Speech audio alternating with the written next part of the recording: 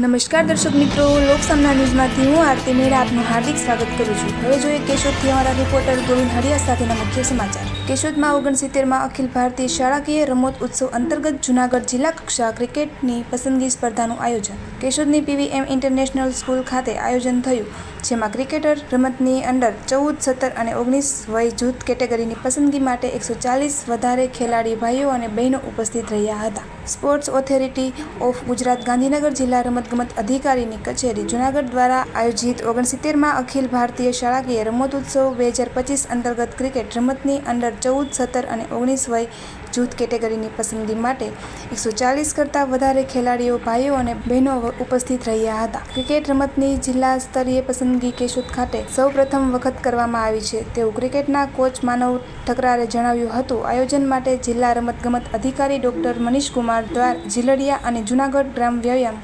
શિક્ષક સંઘના પ્રમુખ ડોક્ટર હમીરસિંહ વાળા, મહામંત્રી અજય જલ્લુ દ્વારા સ્થળની પસંદગી કરવામાં આવી હતી। પીવીએમ ઇન્ટરનેશનલ સ્કૂલમાં પ્રમુખ જયેશભાઈ લાડાણી, કેમ્પસ ડાયરેક્ટર ભરતભાઈ વડારિયા, રાજ્ય સંઘના દિનેશભાઈ મોરી, આઝાદ ક્લબના ટ્રસ્ટી દિનેશભાઈ કાનાબાર વગેરે ખેલાડીઓ આવકાર્યા હતા અને શુભેચ્છાઓ પાઠવી હતી। પસંદગી પામેલ ખેલાડીઓ આગામી રાજ્ય કક્ષાની પસંદગી સ્પર્ધામાં ભાગ લઈ જૂનાગઢનું કૌતર બતાવશે। ખેલાડીઓની પસંદગી જિલ્લા એસોસિએશનના ગૌતમ બાબરિયા, કન્વીનર અજયભાઈ જલ્લુ, અલ્તાફભાઈ સીડા વગેરે દ્વારા પારદર્શક રીતે કરવામાં આવી હતી। મેદાન પર તમામ વ્યવસ્થા માટે માનવ ઠકરાર અને સંસ્થા દ્વારા ખૂબ સહયોગ મેળવ્યો હતો।